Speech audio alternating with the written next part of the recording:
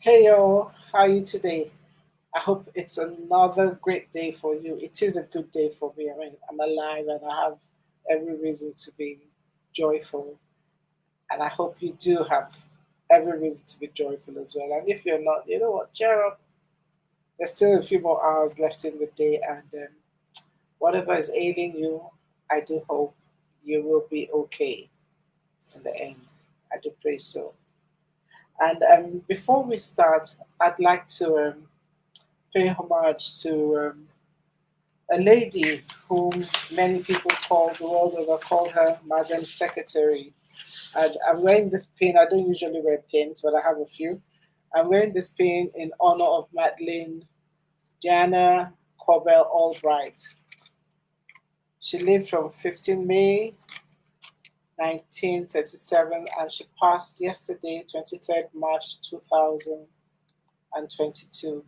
She was the 64th Secretary of State in the United States of America from 1997 to 2001, and she served under President Bill Clinton. She was, more importantly, the first female Secretary of State in the US history. And she was the originator of the diplomacy of the pen. That's it there. She used it to diffuse many situations and for conversation starters, and that's about the list of what she brought to the world. So Madeline, Jana, Corbell Albright, we salute you. We honor your memory. Thank you for breaking the bias. Rest in peace, and we pray comfort for those who love you and remember you. We will continue to discuss breaking the bias. Hi, Yasin. Hi, welcome everyone. Welcome, welcome. Thank you for joining Unplugged this morning. Thank you very much. Today, we are going to talk about what is our topic for today? Walking in power. I wish I'd actually captioned it. How far can you go without legs? Because it was a question that came afterwards. Now, how far can you go without legs? The natural answer will be not very far indeed. But we're here to prove otherwise. This week, our guest is somebody whose book I first read about 3 or 4 years ago. And after I read it, I spoke to the publisher, who was my friend, and I said, "Is this a real person? Is this fiction?" And she said, "No, it's not fiction. It's a real person." I'm like, "Okay, I'd like to meet her." And like that, I met her at a faith-based gathering of women called Sister Power Gathering. We made an instant connection, and today she's here to answer the question, how far can you go without legs? Please welcome with me my friend, my sister, and someone I greatly admire and I'm inspired by, Irene Titilola Olumese. Welcome, sis. Good morning. How are you? Very well, thank you. Very well, thank you. Hi, Great. Geraldine. Hi, Afyon. Welcome, everybody. So, we're going to take a minute and go on Instagram so our friends and family there can also join us. So, give us a minute. I'm trying not to be too sloppy about it. But the connection has been eh, pretty rough for the past 3 days here in Port Harcourt. So we're praying that it holds out. Yes, okay. Sis, I've sent you the invitation. Okay. All right. Voila. So there we are. Fantastic. Good. Great. Good. Fantastic. Great. Okay. Great. Okay. So today I thought that we would do this kind of not on the fly, but on the fly. First of all, I'd like you guys to look on Instagram this book.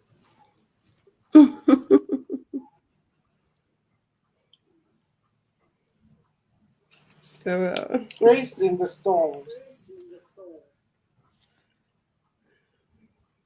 That was the book I read,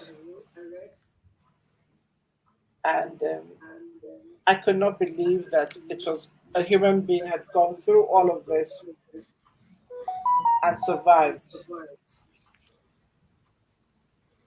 So, sis, I'm going to ask you, first of all, you are a lung transplant survivor. Yes. You're a bilateral amputee.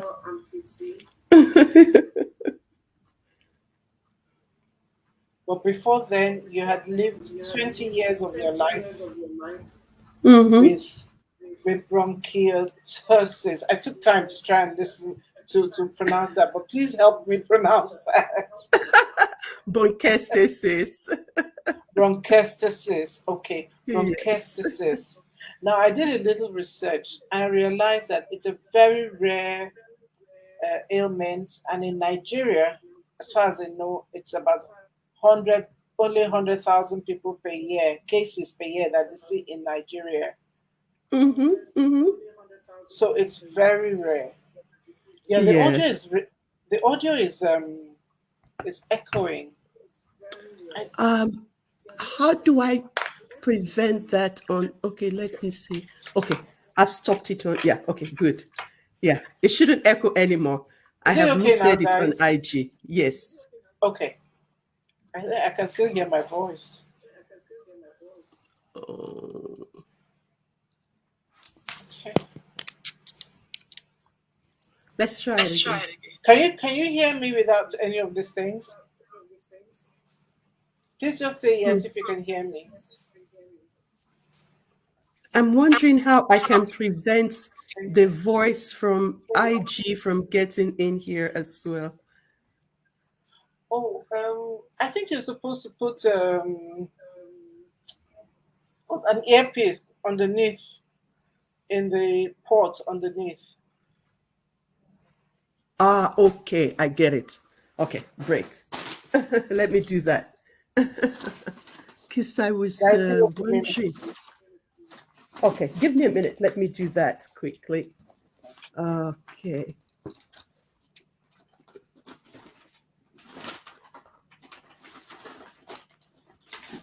Aha.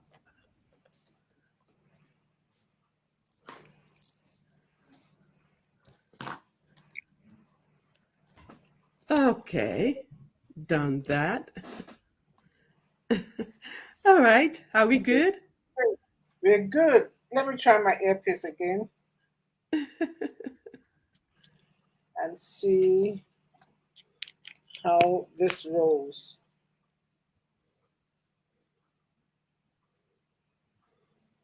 Hello? Okay, can you hear me?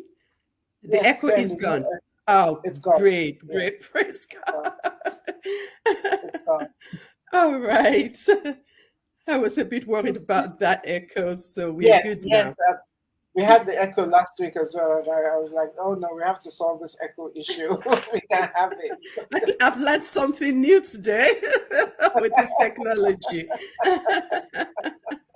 Well, thank goodness for millennials and Gen Zs. I mean, they help us. They help We us. thank God for them. We thank God for them. Yes, yes. Voila. Okay. Okay. So when I told Lucy is my colleague, when I told her Yes. about this book, right? And I told her a little Yes. bit about it. And she said, I asked her, do you have any questions you'd like to ask um, Yes. Irene? And she said, her story just sounds like a movie.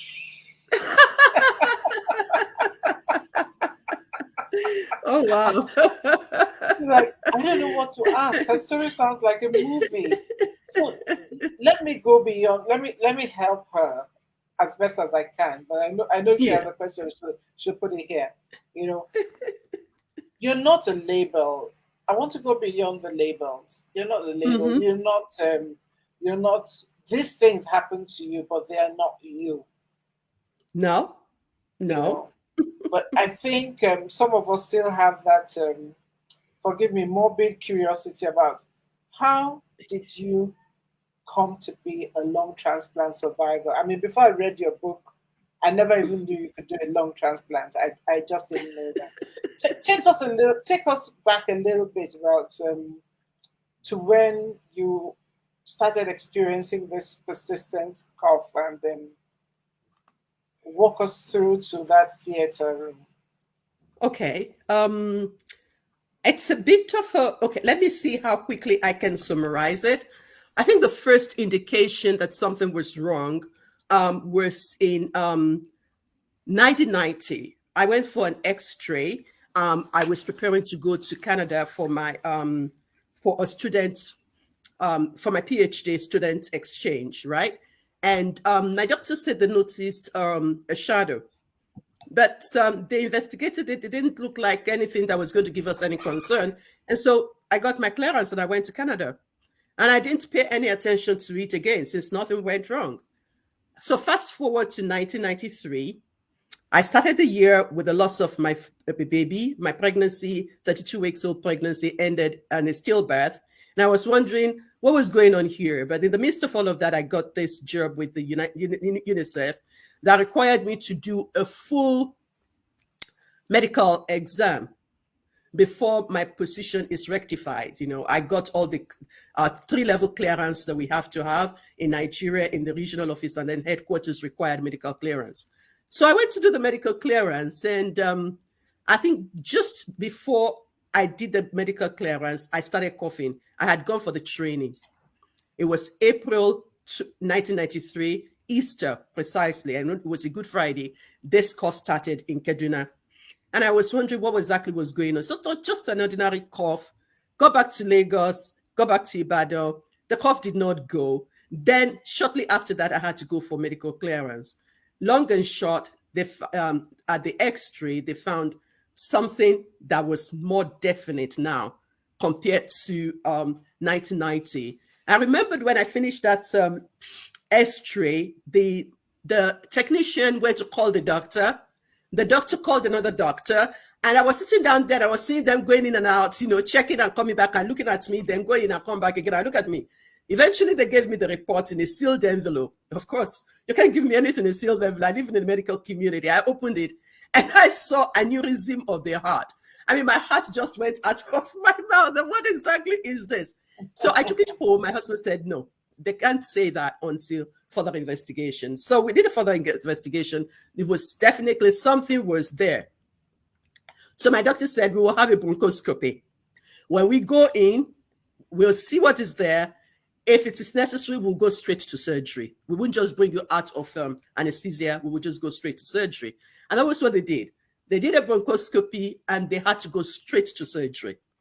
So when I woke up, I was told that they brought out a cyst the size of my fist from between my heart and my lungs. So it wasn't in my lungs, it wasn't in my heart, it was lying in between. So it was a tumor, but it was a benign tumor. And so we thought, okay, we got rid of whatever this was, and life goes on. No, cough did not stop. And then over the next year, a plethora of symptoms started appearing. First, I started having drooping eyes, allergy of unknown origin, and it was just one thing after the other for the next 5 years. It was in 1998 that they made a definitive diagnosis of myasthenia gravis and bronchiectasis. Bronchiectasis is an inability of the lungs to evacuate all of us get fluids, I mean, going round around, but I couldn't evacuate it properly. So it was settling in and creating a perfect environment for infection. So that was why the cough. How that started, we really still don't know, but obviously with whatever it is that led the cyst growing must have also initiated that as well. So now I'm dealing with two major medical pathology and I couldn't believe what they told me. So I had to go for a second opinion in US, Ohio Medical Center. And they told me exactly the same thing my doctors in UCH told me, bronchiectasis and myasthenia gravis. And they told me that within the next 5 years, depending on the rapidity of the progression of the disease, that I would be in a wheelchair. I would not be able to do my daily activities. I think by this time, my husband and I, we've gotten to the point where every time we hear doctor's report, the first thing he's going to say to me is, whose report are you going to believe? And I will respond, I will believe the report of the Lord. And his report says, I am healed, and that's all that. We do all of that. But really, at that point, I really had to make a choice. Am I going to exist or I'm going to leave? Because with this diagnosis, I really didn't know where life was going. But I chose that I was going to live and live well. And my friends asked me to stay back in the United States. I said, I can't stay back in the United States. I don't have a job here. I have a medical issue that's going to require medical insurance, and I couldn't stay. So, and my husband also said, God did not tell him to move to US. So and I wasn't going to stay in US without my husband or my children. So since I had a good job that had medical insurance to go with it, and I knew I could come to US whenever I wanted to get second opinion and to continue my debate. So I packed my whole medication. I returned back to Nigeria. I returned to work. And that was it. I continued to live until 2003. At this time, I had moved from Ibadan to Lagos, still working with the organization, and then from Lagos to Ghana. And when I got to Ghana, I was posted to the northern part of Ghana. It's like being posted from Lagos to Maiduguri. So that's dusty, yeah. Dusty, hot, and my work was really stressful. It was travel intensive. I had to oscillate between Accra and and Tamale, and sometimes it's about 11 hours by road, right? And the flight then were not very regular. So I was really doing a lot of traveling back and forth. 2 years into Ghana, my lungs collapsed in Tamale. And this had now become an emergency because they didn't have the facility to take care of it in Tamale. They couldn't put me on the plane. Ouagadougou said they shouldn't bring me because Ouagadougou was about 5 hours away, that they didn't have medical facility to take me. So they put me in an ambulance, no oxygen, no air conditioner, and took me to Accra. 10.5 hours on the road. I arrived at the hospital in Accra, and nobody could believe that I actually made it. And they did the best they could do, but it didn't work. 6 weeks in high dependency unit, I had to be evacuated again, medical evacuation. As an African international officer, my point of evacuation would have been to South Africa. At this time, my husband was in Switzerland, said, no, we don't know anybody in South Africa, evacuate to Switzerland. So that's how I got to Switzerland and had a second surgery this time in Switzerland on the lungs. And the doctors just told me that, look, they're just going to keep managing this situation. There is really no solution to it. And that was what I had to do again, manage the situation. Then 2008, they told me that they have 2007, I was in Cairo this time. At this time, with the dust, with the heat, my lungs just really gave up again. And I couldn't hold enough air to give me sufficient oxygen. And so I became oxygen dependent. I had to have external supply of oxygen. So oxygen in the office, a kind of oxygen to hold between my home, and then I had oxygen concentrator in the house. And so I could only stay 3 months longer to finish the project. I had to shut it down, my career for the second time, shut down my career, and then came back to Switzerland to continue to manage my health in 2008. And then at 2010, the doctors told me they have exhausted all medical options, and the only solution left was for me to have a lung transplant. I remember when the doctor said it to me, and I just looked at my husband, and like, it was as if they told me I was going for an X-ray. I did not even make any response. I just got up and laughed. It was when I got home that it dawned on me. You know what lung transplant means? For lungs, it can be a live donor. Somebody is going to die for me to live. I couldn't deal with that. How do you pray that somebody should die for you to live? That was very difficult for me to deal with. Ultimately, I got a word of assurance in Isaiah 43. I said to me that because you're precious in my sight and I've loved you, I give men for your sake. And so what I decided to do from then on was to start praying for the person who was going to have to die for me to live. And that was what we did. I was on the waiting list until 2013 when I eventually had the surgery. And the old diseased lungs were taken out and a new set of lungs were given to me. And that's how I have a lung transplant. And I survived because that's another long story. I developed complications. I started rejecting the lungs immediately after the surgery. 12 hours, my system started shutting down, and the doctors had to put me on medically induced coma. And while I was in coma, I was told that I was on dialysis, I was on heart-lung machine, on life support throughout the period. And it was in that process that I had insufficient blood supply to my hands and to my legs. And they told my husband that to save my life, they have to amputate both hands and both legs. And my husband refused to give them permission to do so. That if I come back, we will take that decision together. If I don't, I'll be going home with my limbs. So I came back 5 weeks after in coma, and that was the news they gave me that I got strong lungs. However, both my legs and my hands will have to be amputated. I just thought, I'm done. I want to go back home. I'm not doing this. Well, here we are today. Yes. I submitted to the will of God because He promised me He would give me the feet of grace that would take me to places my natural feet would not have taken me. So 2 weeks after I came out of coma, I was back in the theater again, and both legs were amputated below the knees. And my hands began to make a recovery, and we spent the next 3 months removing the dead tissues from my hands. I lost all my nails and had to grow them back again. I hear myself. Well, sis, can you just do this? Okay, now I just because I want you guys to see that she does love her nails. You know? I love my nails.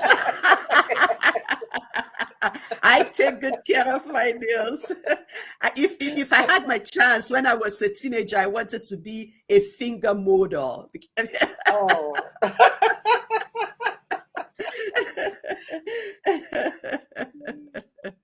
Yeah. Well, one of the things I had said when I was writing about the promo for this conversation was that Irene has a great sense of humor.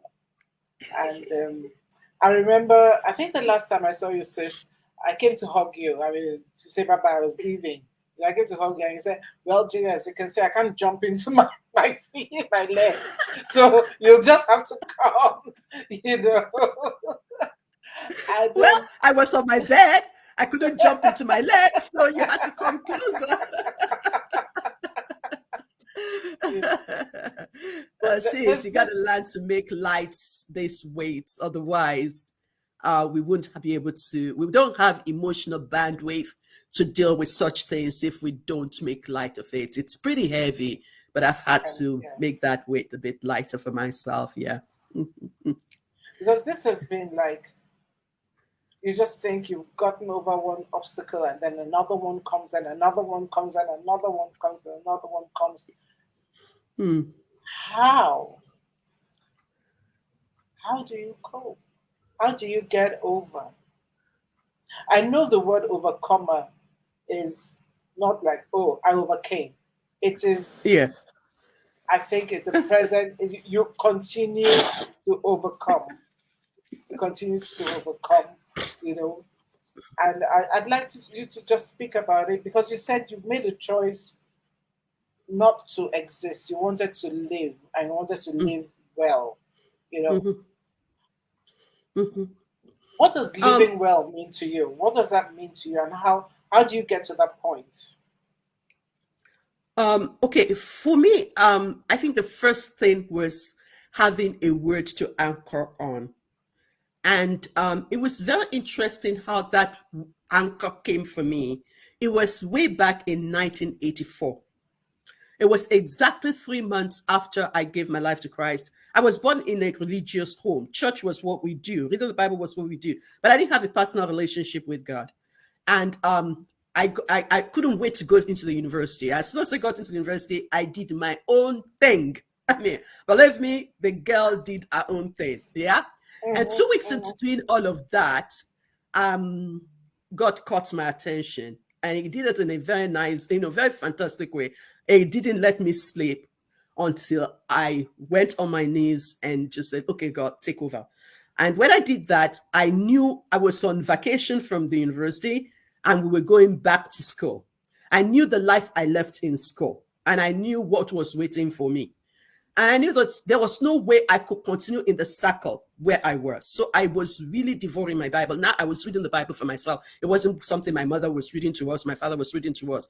And it was in the process of reading. I was just wanted to study the New Testament and was going through that. I was at 2 Corinthians chapter 1, verse 3 to 4, just literally leaped out of the Bible and latched itself on my spirit. I read it, it didn't make any sense to me. I mean, 3 months old in the Lord, what is the God comforting us in all our afflictions with the same comfort with which you comfort of that? What was all of that? But fast forward to 86, I had a major health challenge. I was doing my youth service, and thought it was malaria. I was in Badegi in Niger State, and all the way traveling from Badegi to Ibadan. The car that taxi had to stop several times for me to throw up until I started throwing up bad.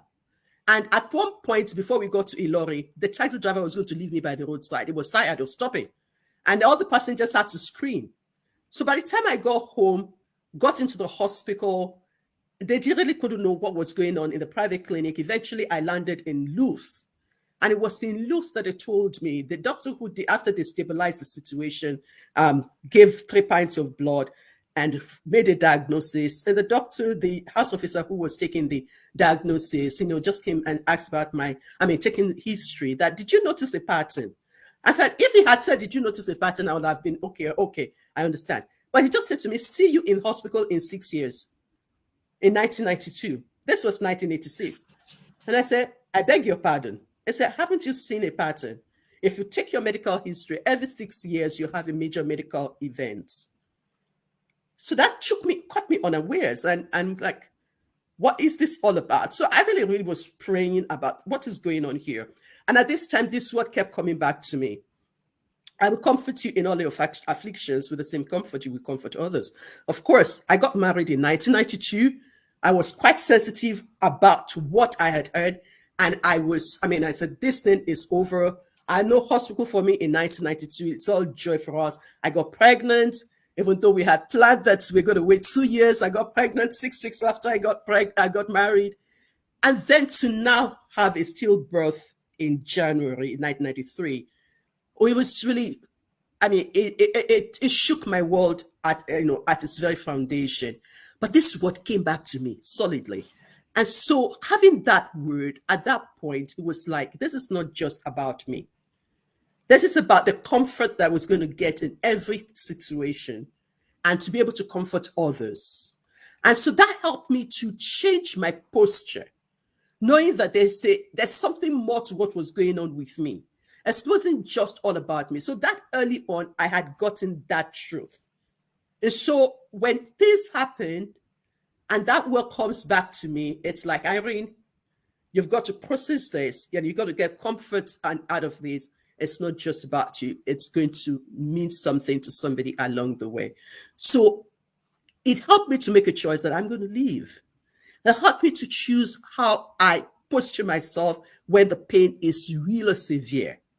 And at the beginning, I never thought it was really going to get this bad, this intense. But the worse it was becoming, the more I had to remind myself that it's not about me. Sometimes I'm on the floor groaning in pain, and all I can say to myself is that, you're going to have to share a testimony about this someday. What are you going to say? So what are you going to do to stabilize you in this moment? Just have to say that it didn't reduce the pain, but it gave purpose to the pain. It gave me a reason to keep going through.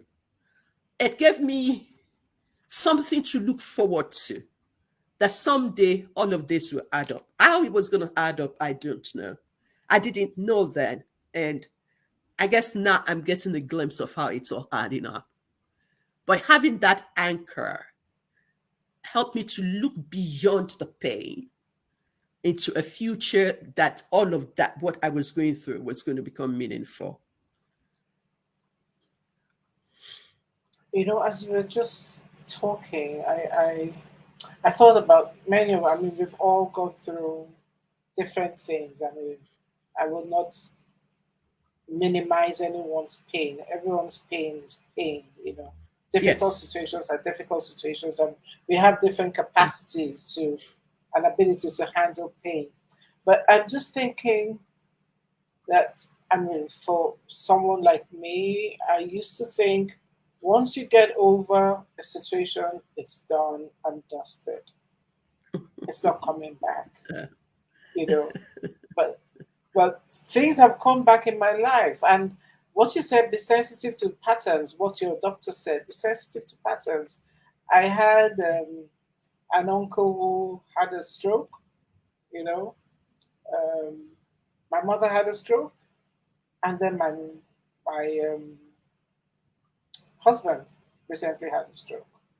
Mm, And in two cases, I was a caregiver, not in my uncle's home, but I just used to go with my mom to see visit her brother, and I just mm, wondered, mm, like, this man was so strong and so vibrant. mm. Oh my goodness, is this how life is?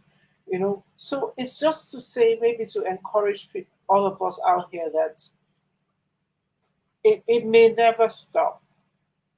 Hmm, But hmm, what could hmm, stop us? What could stop us is our our sense that this is too much.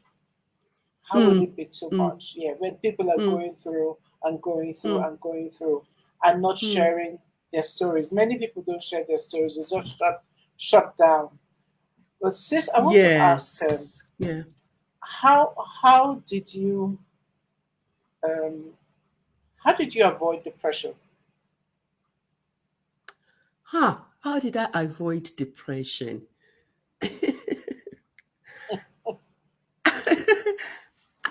And honestly, I cannot say that I was deliberately looking for a way to avoid depression.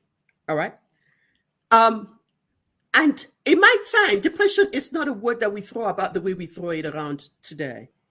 Yes. But one thing that was on my mind was pity party. Yeah. Right. Everybody who knew me very well, all my close friends knew that I don't do pity party. And I don't allow people to do it with me. And I don't go to anybody's pity party because I feel that that makes me a victim. Yeah. All right. And I could not afford to have a victim mentality in this because I felt that that would be limiting. If I think that I was a victim, then I will lose the impetus to fight this battle if I already given up. And it will make it difficult for me to tap into the grace that could empower me because I know that God's grace empowers us and it equips us to be able to go through challenges. And I also came from a background where I think my upbringing as a Christian, as a young Christian, we were told that suffering will happen to us. The theology that suffering is not part of Christianity was not part of my upbringing in student university in the intervarsity union that I was IVCU in UI. We know that challenges will come. We were trained to take it in our stride, to learn from it. So I think with all of that, for me, it was not a conscious avoidance or a conscious prevention of depression. It was on the other side, seeing how I can keep myself stable on the anchors that I had. I remembered when I had the amputation. I mean, the ward where I had been treated for my respiratory disease, I had been a constant visitor on that ward 10 years I'm there at least 3-4 times in a year on that ward. So I knew everybody. All the nurses they knew me. Now, when they were bringing me back from the ICU after I had first I had a lung transplant in another hospital, which is the center for that particular type of transplant. They brought me back to my own hospital, but took me to ICU, and then they did the amputation in my own hospital. So at the end of the day, they took me from the ICU back to my ward, 8th floor in the university hospital. The nurses were lining the corridor when they brought me in. Everybody weeping. And the word was, what has leg got to do with lungs? How did lungs become amputation? So you could see their pain on my behalf. And they came to me. They said, you should be angry. You should be depressed. I said, which one? Choose one. Angry or depressed? You should ask for an inquest. Everybody was suggesting how they felt that I should handle the situation. It got to a point that they actually invited a psychiatrist to come and see me. That I was in denial, that I wasn't processing the situation. That how can somebody have lung transplant and amputation and be calm? One night, one of the longest nurses that had known me came to me and said, look, even if you can't talk to any other nurse or doctor, I've known you the longest. You should be able to talk to me. Why are you just quiet? So I said to her in French, je décidé depuis longtemps que je n'ai jamais renoncé l'espoir. Because it's a French culture. And what it means is that I had decided a long time ago that I will never give up on hope. That it's not that I cannot talk to you, but what are you going to do when I finish talking to you? What difference is it going to make to the situation? When I weep to you, what are you going to do? You will tell me sorry and you will go. I said, I do weep, but I weep and cry out to the one who can make a difference for me. I said that the night when you all go, I turn my face to the wall and I cry out to my God. How did we get to this point? Amputation, to this point. And that is where I can get comfort. I said, you don't understand it, but I just want you to know that I got this. It's not as if I got it in my own strength. I have a God who has promised me something will come out of this. So they called the psychiatrist. I asked them to call the psychiatric back they had put antidepressant as part of my medication. And I had to ask him, 14 medications already, don't add the 15th one on it. Can you please take out this tiny thing? She said, just use it to help us. I don't need an antidepressant. Take it out. And I repeated to her as well, je décidé depuis longtemps que je n'ai jamais renoncé à l'espoir. I won't give up on hope that something will come out of this. You don't understand it, but I understand what I'm dealing with. That's how I dealt with it. I don't know if that answered your question well, but depression was not part of the equation for me. Well, it answers the question very well. It segues very neatly into the next thing I'd like to talk to, and I want to put this up on the screen. My sister, my friend Irene, can be found on Instagram. I think Facebook as well, but definitely Instagram at the Feet of Grace Foundation. And I think the first time she met me, she gave me a beautiful, that's a bangle, bracelet. Yes, a bracelet. Yes, it's a bracelet. And the second time she met me, she gave me another one. So I have two. I know you asked me, had you given me one before? I said yes. You said no, I have this one too. So I have two beautiful bangles, and that's what she started doing, the Feet of Grace Foundation. But Feet of Grace Foundation has moved on beyond that. But I'd like to, sister, is there an audio copy of this book? Not yet. Everybody's telling me to do an audio. I think I have to do an audio. There's not audio yet. Yes. Sister, I would like, for my personal purpose, not for me, I like to read physical books, but I think my husband and many other people who are probably going through, you Yes. know, and especially I think for men who, I think men process pain in a different way because somehow Absolutely. Yeah. we have our sisters with us and we can talk about things, but men kind of Yeah. process pain in silence, in this stoic silence, and it should be nice for him Mm. to just listen, and I don't have to be there. He can listen and make Yeah. what he wants. So please, I'm in that group of people who saying, please do the uh, the audiobook. Okay, do Yes, an audio. I think we have yes, more than enough witnesses now that an audio is going to be needful. And I know that a few people have asked me about it, and so I'm going to have to pay attention to doing that, as soon as we can. Yeah. yes, And yes, the Feet of Grace Foundation is the charity component. There's also the Beyond the Pain. The with Feet of Grace pain. Foundation deals with, um, well, the instruction was two for me: enrich lives and inspire hope. So, with the Feet of Grace Foundation, we enrich lives of amputees. So, Feet of Grace Foundation raises funds to provide prosthetic limbs, scholarships, seed funds for women and children with missing limbs. The idea is that once we can get them, mobilized again, they can regain their autonomy and make contributions to the society and to their families. So that's part of the barriers that we have to deal with. You're a woman Yes, and you are a woman with disability. It's double biases so that we have to deal with. On the other side is Beyond the Pain, which is a training and a coaching service that helps people, individuals, to go through their own painful experiences and discover purpose through it. Basically, the idea for me is that if you don't process your pain, you will waste your pain. And you will waste your pain. Your pain will be in vain if it does not serve as a gain for somebody else.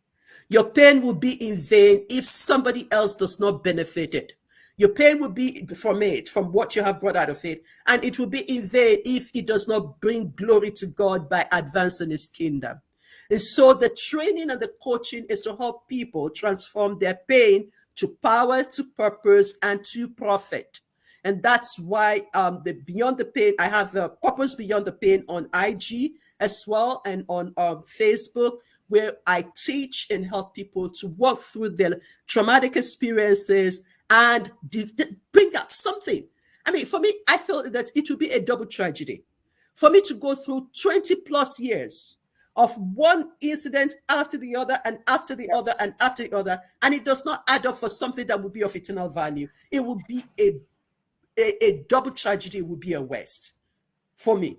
And I believe it's so matter to me to see people transform what could have broken them, what could have been the end of them, into something powerful, something purposeful, something that brings hope to others. So those are the two areas that I focus on. And that's why the boot camp is happening. The training as a Profit of Pain training is starting on Saturday. It's going to be 10 weeks of weekly live sessions, a one-on-one coaching session with me, and a mentoring as well. So that's going to start on Saturday. And then for the Feet of Grace Foundation, we're going to be having the charity works in different parts of the world. So we're asking everybody to join us, because the only way we can give the links to these women and girls is when people make donations to the Feet of Grace Foundation. So the charity work is going to start from April 16th, and between April 16th and June 30th, and everybody in different cities can join us, pick a date, work with us, and ask your friends to support your work. This is how we raise funds for the work of the foundation. The foundation is a charity organization. okay. So it was a feat of they hit the streets that I was going to talk about as Yes, well. yes, Yes, yes, I was yes. going to talk about that, and let me just put it up there. I have committed, and anybody who knows me, even a quarter of the way, you'll know that I'm the most famous couch potato. You know, most famous couch potato. But I have promised last year I couldn't do it because my Yeah. husband was dealing with the whole family was dealing with the trauma of the stroke. etc. Yes. Coping with Yes. it. But Yes. this year, I have committed to doing it. You Mm-hmm. see, has been wrangled into doing it, and we're getting 3 T-shirts, and we're going to do it since it's between April and June. We'll do it before the rains hit, but maybe Yes. it would have rained a little bit, so we can go some distance. So if you're in Port Harcourt or in your city and Mm-hmm. you'd like to get a T-shirt, it costs 5,000 naira minus delivery. So Yeah. you please let me know. I will hook you up with the person who would give you all the information. And if you would Yes. like to sponsor me, like I said, couch potato, but we are raising funds for women who don't want. Let's go back to let's look back to the question: walking without legs. How do you walk without legs? By Well, helping how do I others. work with that? Yes, by how helping how do I others. walk without legs? Yeah. Well, I'll tell you quickly. She's my friend. She can go faster and further than Call Irene on any given day, and she's probably done by 11 o'clock. She's probably done like 10 things that you're just thinking, oh, what would I do with my day? And she's already moved. She's already moved on. So if you'd like to support me, support UC, we are going to get the T-shirts anyway. If you want the T-shirts, let me know. But if you'd like to sponsor us, the funds will all go back to the Feet of Grace Foundation. And you can pay straight there. You can pay straight in there. You know. So, sis, how have you been able to work without work? Because I know you're a trauma and transformational coach, and you did tell me that there's a difference between pain and trauma, but we didn't dig Mm, into it. mm, Can, mm. can, can you talk about it? Okay, let me start with the first question. How do I walk without legs? Thankfully, I have my prosthetic limbs, right? I have two of them. I have two pairs of my prosthetic limbs. I have the one that I can wear high heels with, and I have the ones that I wear my sports shoes with. So it depends on what I'm doing, where I'm going, which leg do I wear. Now, See, sorry, I have to stop you. I have to stop you because I have to report you. She insisted, this lady quarreled with the prosthetic limb maker that she liked to wear high heels and she needed a heel on her prosthetic limb, So she has one with some really cool trainers, and then she has one with a really nice heel. So they say thank you. You'll be a sponsor. Thank you very much. Thank you, thank you, thank you very much. Thank you. it was very interesting when I told my prosthetician that I don't wear flat shoes, and that's really the truth. I don't wear flat shoes because I walk like a duck when I wear flat shoes. So all my work shoes, my outing shoes, have some heels. So when I told him that, he said, "You are a bilateral amputee. You need stability. You cannot start with height. If anything happens, you're gonna fall." So we had a long debate about it. So he eventually at the first gave me about 1.5 centimeters, and so well, that is better than flat. But ultimately, I now have the flat one, and I also have. I mean, after using that for a couple of years, I realized that it wasn't even, it was not comfortable on my back as well to always be on So I could go up to 3 centimeters. So I was constantly on 3 centimeters, even walking around the house. So I mean, nobody had to tell me before I went to go for the flat one as well, because I needed to be able to wear canvases and slippers around the house. Now, my legs, I call them my feet of grace. They help me to do the things that I need to do. My first instruction was to own them, because the first time I saw my prosthetic limbs, I hated them outright. I couldn't believe for the life of me that this was going to be my life, wearing this metal. But thank God, grace prevailed. It's well covered. If I don't tell you at times that it's artificial and you don't know my story, you wouldn't know. But and now I've passed that stage. I can wear my metal anywhere. I'm not defined by my disability.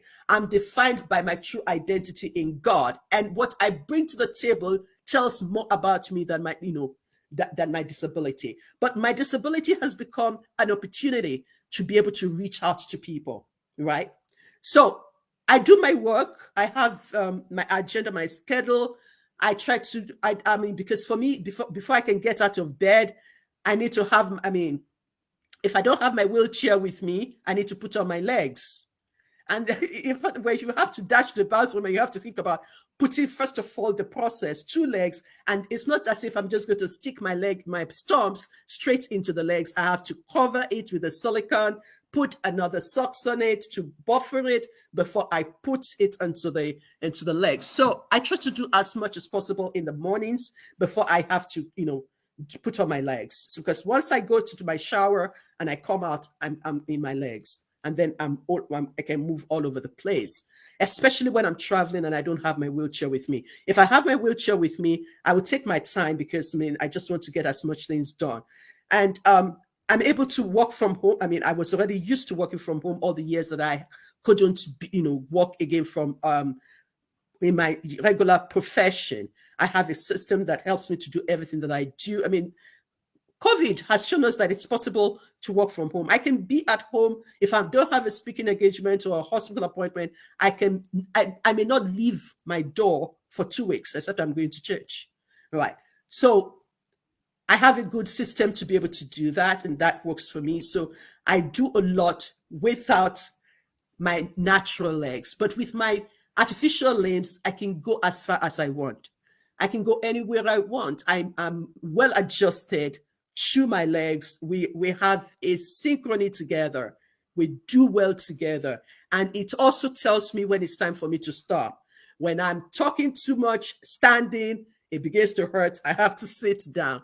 When I'm ministering, when my legs begin to twitch, I know that it's time for me to sit down. So it sends me messages as well. So I have a very good relationship with my prosthetic limbs. I call them the feet of grace, and they have really been very graceful to me. Now, pain and trauma. Trauma is something that happens to you that overwhelms your ability to cope with it. And in that moment, anything that happens to you that overwhelms you is a traumatic event. And trauma leads to pain. So you could say your painful experience is also a traumatic event. What happens is that it causes pain. We need to process that pain caused by trauma or events or experiences in our lives that overwhelms us. And trauma can be primary, it could be secondary, it could be group trauma. All of us in the world today, we're going through the trauma of COVID. We're going through the trauma of the wars. It is affecting us in an insidious way, and we are not mindful of its impact on us. And how are we protecting ourselves and taking care of ourselves against this insidious trauma, silent trauma? In Nigeria today, with all that is happening, with the no electricity, the financial situation, there is a trauma that we are all experiencing as a nation. It is impacting us. And the part of the consequences that we are seeing is people becoming pain deaf. Oh. And pain deaf means that you are becoming numb to things that should shock you. We are finding it difficult to empathize with people when things happen to them. It's become sera sera. We're taking things in our strides that we should not be taking in our strides. On the short term, in the temporary, the denial may help us to give ourselves the opportunity to absorb the shock. But we must get to a point of acceptance. This is wrong. What happened is not right. What am I going to do with this situation? And trauma could happen from physical abuse, sexual abuse, being bullied, working in a toxic environment, and it could be an accident. Health challenges. These are all traumatic events. The long and short of it is that they cause emotional pain than they cause physical pain. And the point is, what do we do with the pain? Our natural tendency is to numb it, run away from it, deny it. But my position is, what if we embrace pain?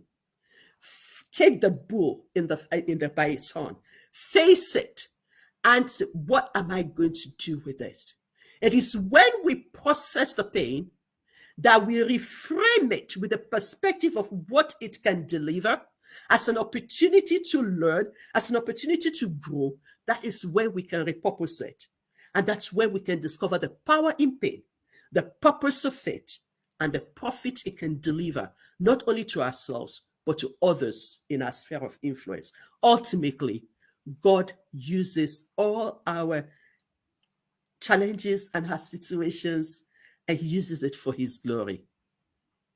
My point is, how can you use your event to advance God's kingdom and for His glory? How can you use your traumatic events, your painful events, to bring hope to others so that you deny that pain the power to redefine your present and determine how you transact in the future? Because the pain that we do not deal with, the pain in our past, the pain in the present that we do not deal with, it will ooze out in our future relationships. It festers and it will ooze out. So what power do I want to give my pain? They want to redefine my life negatively, or the power to do something good, something meaningful, and something significant that will benefit others and ultimately bring glory to God. Thank you, sis. Thank you so much. Every time, I think it's not just when I listen to you, I just like to watch you. I just like to watch you. I just like to sit with you and watch you, and we're just hanging out, and you're just doing things, and I'm seeing you get over. And they say in coaching, that's what we're taught, that a lot more is caught than taught. And I catch a lot. I catch a lot from just sitting with you, not even asking you any specific question, but listening to you and watching you. Yes. And yes, not only is she married to what I call a tall, dark, handsome man, you know. Yeah, my fine dude. Yes, yes. She has Who does two not know soldiers. that he's becoming an old man? Yeah, no, since you're your own, no. No, Dr. Peter is not an old man. He's my fine young man. And my Yeah, friends he asked is. me what I did that to freeze him at 25. So when he You, was you 25, I know, froze him. So he still has the you same stature as 25. yeah. And she also has two soldiers, two young men who are standing Yeah. to her right and left, and her husband is right there as a bulwark. Yes, so um, yes, I think for me, the biggest bias when I started this conversation, I thought the biggest bias was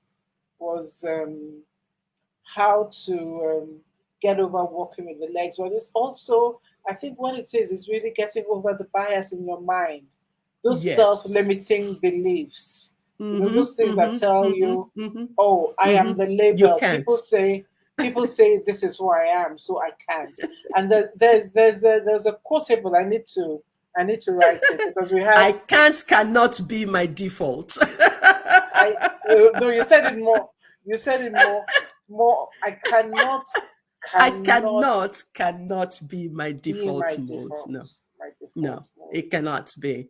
Yes. Because those limiting mindsets, and honestly, this is what this transformation, that's the transformation I want to bring to people.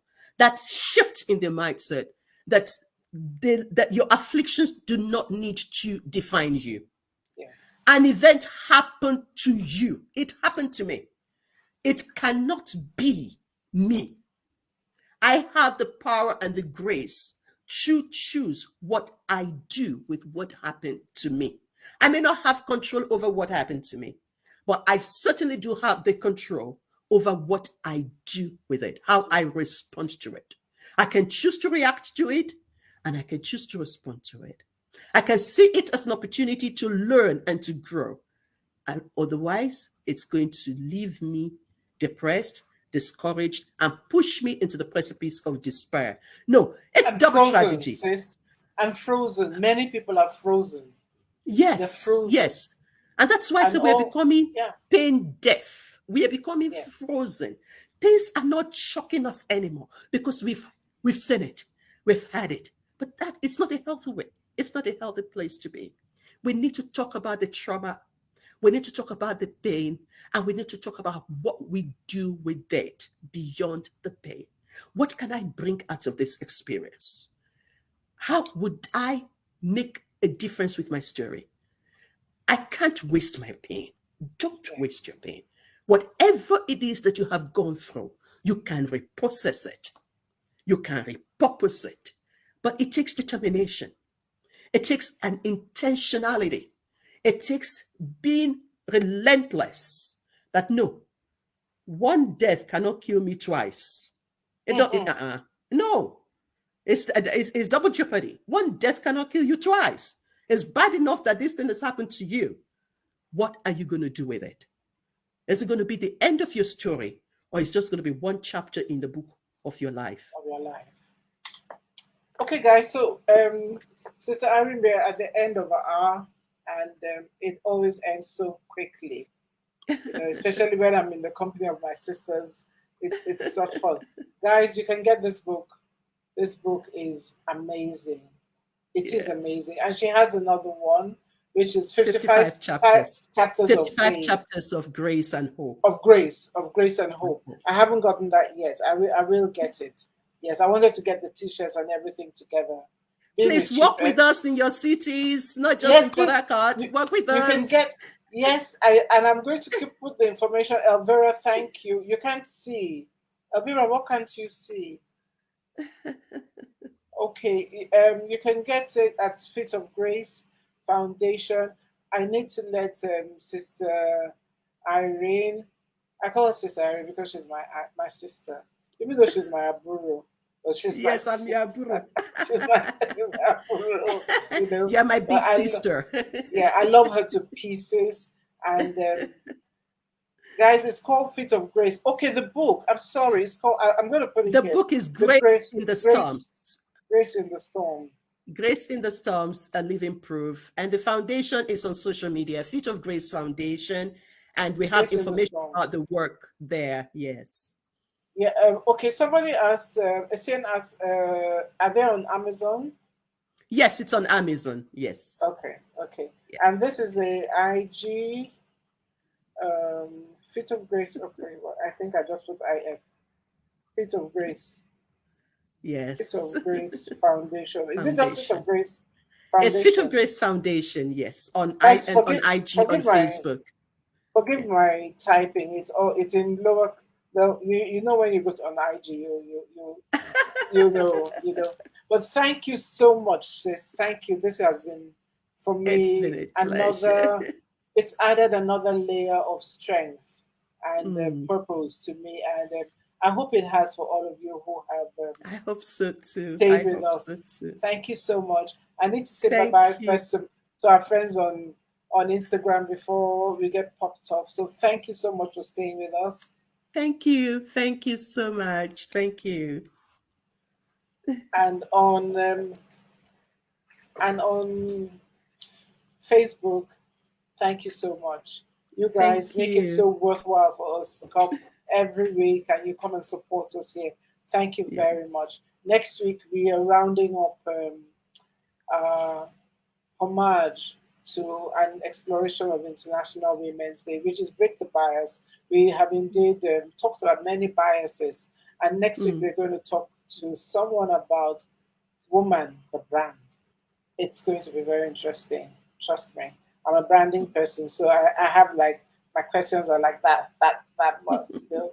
So thank you. Please join us next week. Thank you so much. Everyone will join. Thank you. Join us next and sister.